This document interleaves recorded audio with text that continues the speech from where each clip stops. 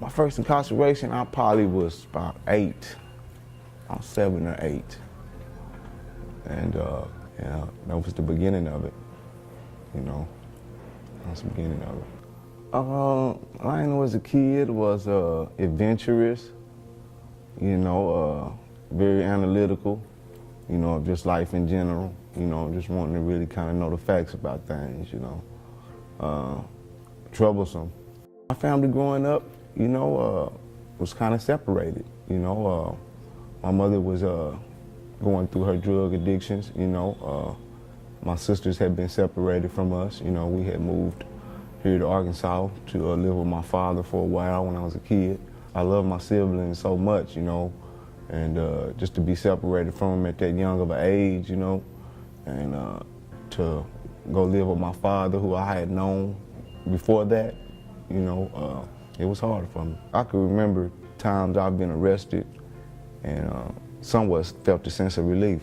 Just relief from life, just relief from being on the streets. You know what I mean?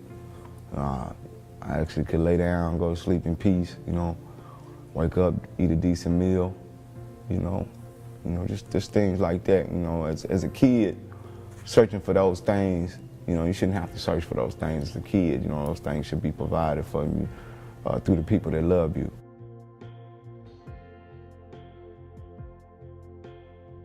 In 2003, I was arrested and I was charged with distribution of cocaine, and I was given a 151-month sentence in the federal correctional institution. So during that time, I just went through a lot of changes in life. I went through being angry at the world, you know, blaming people for, you know, the mistakes that I made, to actually being able to talk to some guys that was incarcerated before me, you know, doing the long sentences, and just being able to hear a grown man for the first time explain life and how life man should really be in life.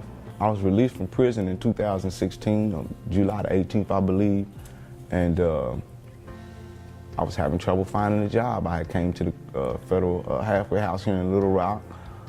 You know, they give you 30 days to find your job, and I was out.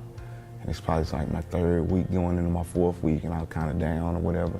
And you know, a guy told me he was going downstairs, and I was like, man, where you going? He was like, man, they got a Goodwill thing over here across the street, man, to help you get jobs, you know what I mean, give you a ride to work and things of that nature. So I came up and I did my initial interview, and he was like, man, I really like you, man, I believe in you, we're gonna help you out, you know. So I told him my job skills that I had learned through being incarcerated,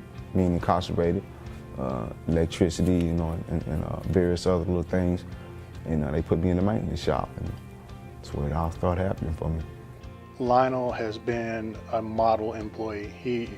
He was what we wish, you know, every supervisor wishes they could have in an employee. He's here every day, he's dependable, and he believes in the mission and wants to give back to Goodwill that gave him so much. During his time in the maintenance department, prior to graduating from the TEO program, we recognized Lyonel's mechanical aptitude and drive, and his determination to bring things to closure. Lyonel's focus on ensuring that he's successful and his internal drive to do so is impressive. For a long time, you know, I didn't have a vision. I didn't have a dream. You know, I didn't grow up with a dream of becoming a fireman, or a dream of becoming, you know, a lawyer, or a doctor. You know what I mean? Society that I lived in, it didn't allow young people to dream. You know what I mean? So I just grew up not really having a dream, and when I finally, you know, experienced the amazement of having it, you know what I mean? It's life-changing.